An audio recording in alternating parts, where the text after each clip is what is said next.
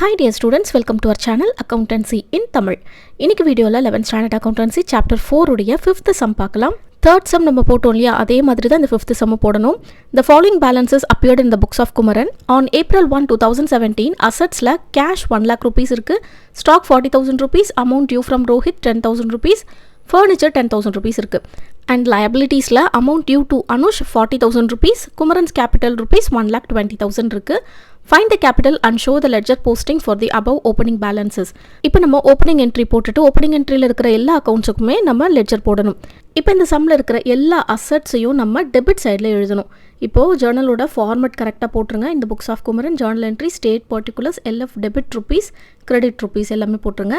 டேட்டில் 2017 April 1 cash அக்கௌண்ட்டில் 1 lakh rupees இருக்குது, ஸ்டாக்கில் 40,000 rupees, Rohit account 10,000 rupees, furniture account 10,000 rupees.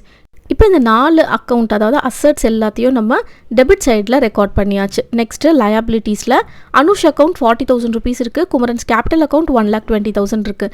கீழே ஃபைன் த கேபிட்டல்னு கொடுத்துருக்காங்க, ஆனால் அவங்க கேபிட்டலே கொடுத்துட்டாங்க. சப்போஸ் கொடுக்கலன்னா இதுக்கு முன்னாடி சம்மில் நம்ம பண்ணோம் இல்லையா, அசட்லேருந்து லயபிலிட்டியை மைனஸ் பண்ணி கேபிட்டல் கண்டுபிடிக்கணும். இப்போ to Anush account 40,000 rupees, to Kumaran's capital account 1,20,000 rupees போட்டாச்சு. நரேஷனில் being balances of assets and liabilities brought forwardனு எழுதிக்கோங்க. நெக்ஸ்ட்டு ஓப்பனிங் என்ட்ரியில் இருக்கக்கூடிய எல்லா அக்கௌண்ட்ஸ்க்கும் நான் லெட்ஜர் ஃபார்மேட் மட்டும் போட்டு வச்சுருக்கேன். பார்த்தீங்கனாலே தெரியும், எல்லா அக்கௌண்ட்ஸ்க்குமே நான் ஃபார்மேட் போட்டிருக்கேன். நீங்கள் ஒவ்வொரு அக்கௌண்ட் ஓப்பன் பண்ணும்போதும் இதே மாதிரி எந்த ஃபார்மேட்டில் ஒன்று கூட மிஸ் பண்ணாமல் கரெக்டாக எழுதணும். நேம் ஆஃப் த அக்கௌண்ட் சென்டரில் எழுதுங்க, டெப்டார் கிரெடிட்டார் மறக்காமல் எழுதுங்க. அதுக்கப்புறம் டேட் பர்டிகுலர்ஸ் ஷேஎஃப் ருபீஸ் 2 காலம்லேயும் ருபீஸ் போடுங்க, போத் டெபிட் சைட்லையும் போடுங்க, கிரெடிட் சைட்லையும் போடுங்க. இது ஓப்பனிங் என்ட்ரியோடைய லெட்ஜர் அக்கௌண்ட்ஸ் அப்படின்றதுனால நம்ம ஜஸ்ட் பேலன்ஸ் ப்ராட் டவுன் மட்டும் தான் போடுவோம். டெபிட்டில் போடணுமா கிரெடிட்டில் போடணுமான்றதை பார்த்து அந்த ஒரே ஒரு என்ட்ரி தான் வரும். அதனால் நான் இந்த ஒரு பேஜ்லேயே ஃபுல்லாத்தையும் கவர் பண்ணிட்டேன். இப்போது கேஷ் அக்கௌண்ட் எந்த சைடு இருக்குது பாருங்கள், டெபிட் சைடில் இருக்குது. ஏன்னா கேஷ் அக்கௌண்ட் அசட் இல்லையா.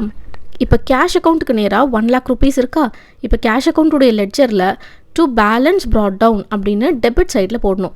ஏன்னா cash asset accounts always shows a debit balance இல்லையா. So to balance brought down போட்டு 1 lakh rupees போடுங்க. டேட்டில் 2017 April 1 அப்படின்னு போட்டுக்கோங்க. நம்ம யூஸ்வலாக லெட்ஜர் போடுற மாதிரி இந்த ஓப்பனிங் பேலன்ஸ்க்கு நம்ம லெட்ஜர் போடக்கூடாது. ஜஸ்ட்டு கேஷுக்கு நேராக என்ன அமௌண்ட் இருக்கோ அந்த அமௌண்ட்டை இங்கே பேலன்ஸ் ப்ராட் டவுனில் போடணும், அவ்வளோதான். ஓகேவா. இப்போ நெக்ஸ்ட்டு ஸ்டாக் அக்கௌண்ட் பாருங்கள். ஸ்டாக் அக்கௌண்ட்டும் நம்மளுக்கு டெபிட் சைடில் தான் வரும், ஏன்னா ஸ்டாக்கும் நம்மளுக்கு அசட் இல்லையா.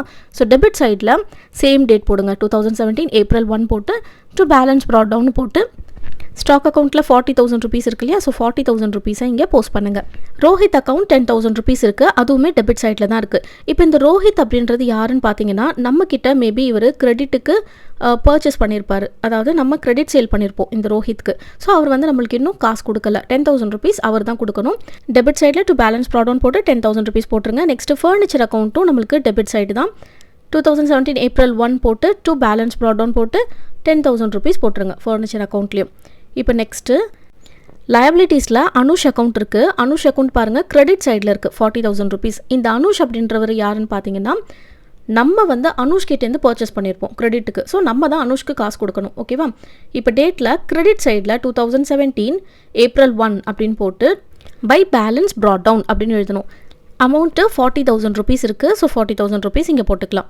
Next Kumaran's capital account credit சைடில் இருக்குது, 1,20,000 rupees. ஸோ குமரன்ஸ் கேபிட்டல் அக்கௌண்ட்டில் அந்த லெட்ஜர் அக்கௌண்ட்டில் நம்ம கிரெடிட் சைடில் டேட்டில் 2017 April 1 சேம் டேட் தான் வரும், போட்டுட்டு பை பேலன்ஸ் ப்ராட் டவுன் அப்படின்னு போட்டு 1,20,000 rupees போட்டுருங்க. ஜஸ்ட்டு நீங்கள் லெட்ஜர் அக்கௌண்ட்ஸ் ஓப்பன் பண்ணிவிட்டு இதில் பேலன்ஸ் ப்ராட் டவுன் மட்டும்தான் போடுவீங்க ஓப்பனிங் என்ட்ரிக்கு. எல்லா எக்ஸாம்ஸ்லையும் கண்டிப்பாக ஒரு ஓப்பனிங் என்ட்ரி சம் இருக்கும். ஸோ தட் இந்த ஓப்பனிங் என்ட்ரி சம்மை புரிஞ்சு போடுங்க. உங்களுக்கு ஏதாவது டவுட்ஸ் இருந்தால் கண்டிப்பாக கமெண்ட் செக்ஷனில் கேளுங்க. தேங்க்ஸ் ஃபார் வாட்சிங்.